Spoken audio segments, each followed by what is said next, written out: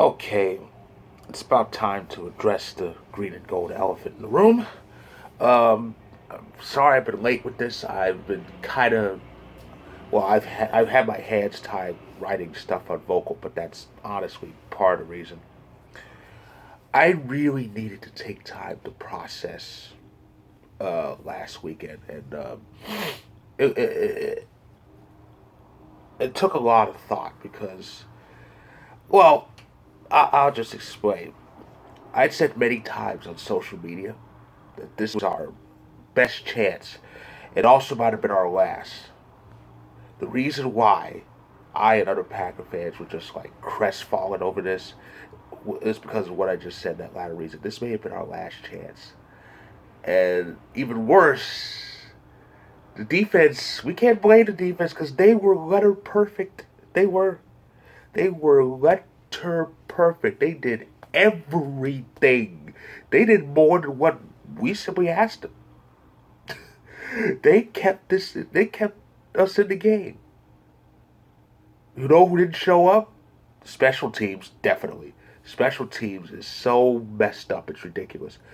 And even worse, the man wearing this jersey chose now to really not do anything.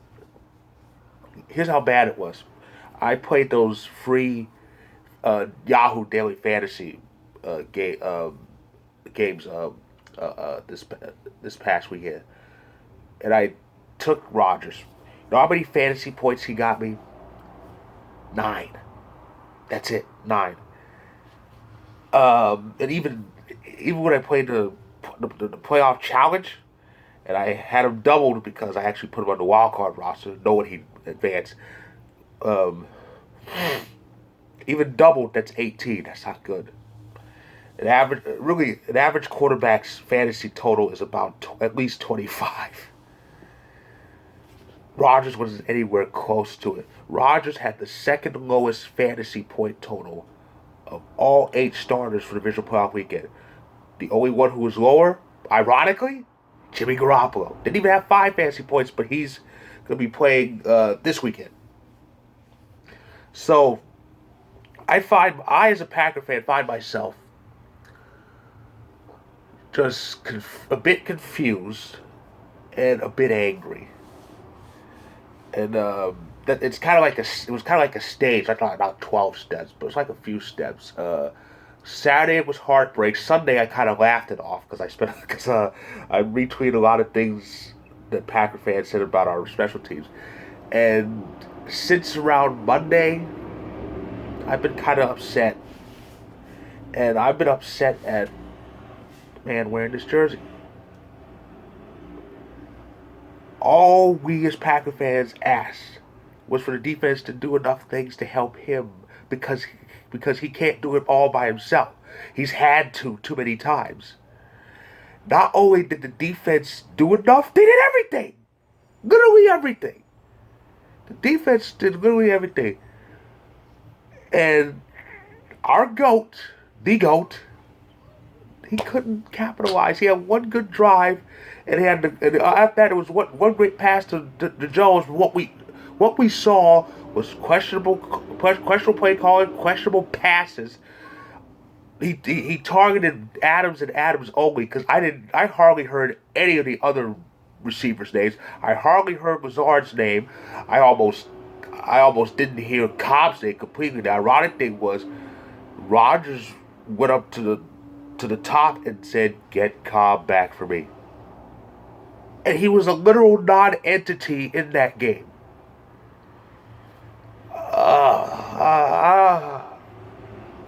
And AJ being banged up, that didn't help things either.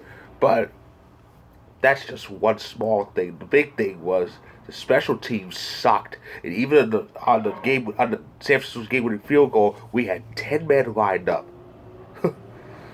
Perfect. So,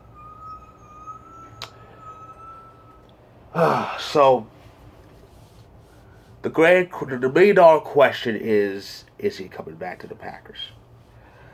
A lot of people, even some Packer fans, are kind of saying that he's gone. I myself believe, or would like to believe, I'll see him back in these colors next season. Even I don't know. Even I don't know. And I know this much. We Packer fans have been very spoiled. We have. We have to be the only team in this league to have been blessed with not one but two great generational talents back to back. Some teams are lucky enough to get one, and when they get one, they kind of fall off a bit for about a number of years until they get another. Until they lucky enough to get another one. We had two for 3 decades straight since '92. But it's only resulted in 3 Super Bowl appearances and 2 rings in 3 decades. A lot of people would see that as a disappointment. But and what makes it worse in this Rodgers period, because I've known the difference between Rodgers and Favre. Favre was great. He had great numbers. He did a lot of things. His one bugaboo were the picks, and though a lot of his interceptions were like long bombs, but basically throwing punts. Basically, they weren't these kind of inane short pass interceptions that can be run back. No, he threw a lot of those long 40, 50, 60-yard interceptions, but they were still interceptions. He's a career leader in picks. He threw almost 300 of them. Rodgers hasn't even thrown 100 picks yet, and that's what kind of bugs Packer fans. Rodgers is basically Favre with a bit more control and a little more focused. That's a good word. And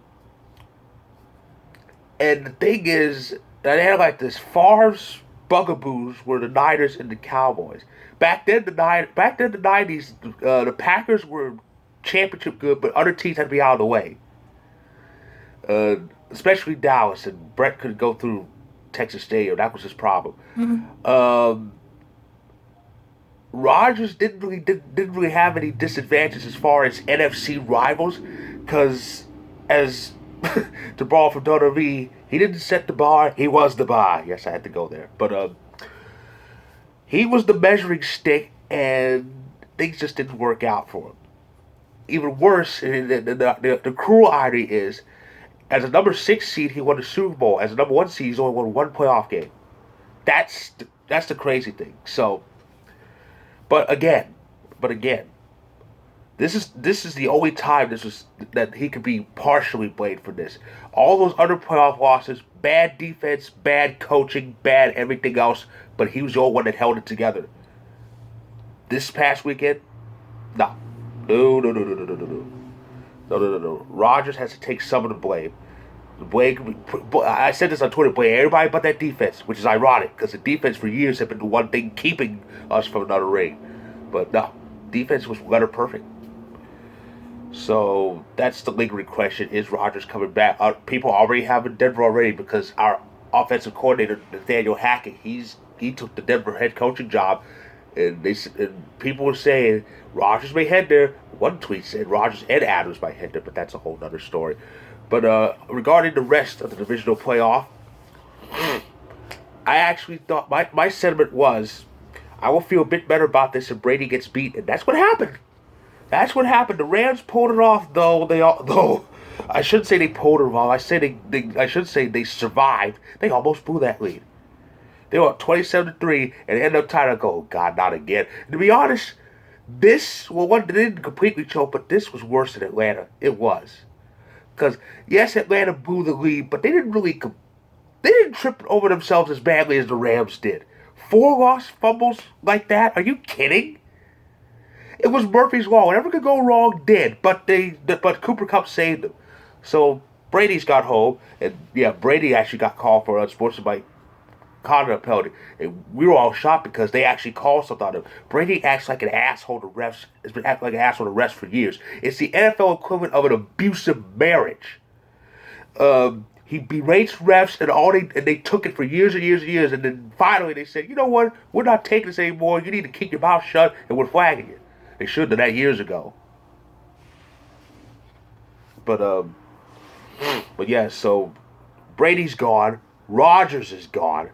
The Titans are gone. Yeah, Titans and number 1 seeds don't seem to mixed well either. Tannehill just played horribly. He did, not for a lack of trying, but he just played horribly in that game. Cincinnati's in the AFC Championship. Whoever thought I'd be saying that? The last time they were in the AFC Championship was 1988 season. I was 3 years old. I wasn't even thinking about sports, let alone football. So here I am as a sports fan for the first time saying Cincinnati's in the AFC Championship. My goodness. It'd be something to make the Super Bowl. But yeah, Joe Burrow's second year. And of course, as Jim Ross would say, business picked up. And as JR would also say, with the slobber knocker in Arrowhead. Ooh, what a game. What a classic game. High scoring. Well, most of the high scores in the fourth quarter was just back and forth. It was crazy. It was a duel. The defense decided, we're not going to be doing anything. We can take the night off. It was a classic. It went to overtime. First overtime playoff game this year. And it was another one possession overtime. Kansas City won the toss, got the ball, went all the way, and that was it. Josh Allen never touched the ball in overtime. And the Chiefs won and are in the AFC Championship for the fourth straight year. Now, this again has people complaining about the overtime rules. Now, I've said for years that there's really nothing wrong with them, and I'm a Packers fan. Remember, I've seen the Packers lose not once but twice in the playoffs in overtime. With one possession overtimes and Aaron Rodgers not touching the ball. I've seen that twice, but again I've said, stop him, keep him on the end zone. It's easy. Keeping the team out of the end zone is easier than keeping the team out of field goal range because field goal range is a variable.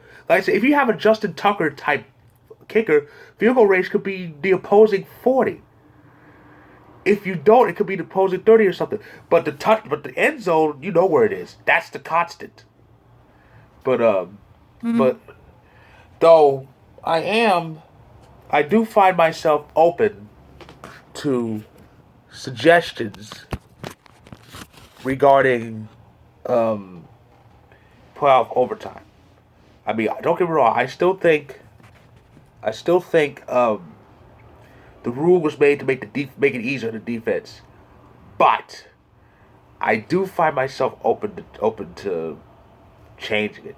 Because I myself like to see the period play out. You hardly see that in football.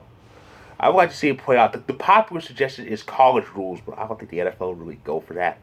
But I would like to see overtime played out in full. Higher score wins. In the regular season, if it's a tie, that's it. In the playoffs, if there's a tie, well, go to another overtime. Play it until somebody wins, just like they do in all sports.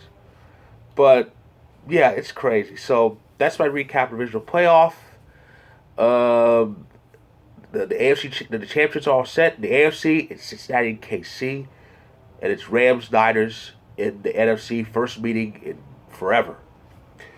I'm going with Rams and Chiefs for these ones. So I'd be out, though, with Brady gone. I'd be happy with whoever gets there. But yeah, Rams and Chiefs. Those are my picks. If you like this video, click the like button. Click subscribe if you want more. I've got 2 stories in my in the description box below. My story recapping the Divisional Playoff, and my story about overtime. Titled "Is It Time for a Change to NFL Overtime?" For both stories in the description box below, and check them out and on the Vocal site. So I'll be back very soon. I'll be quick with this. I'll be back very soon to recap the conference championships and get you ready for Super Bowl Sunday. So stay tuned.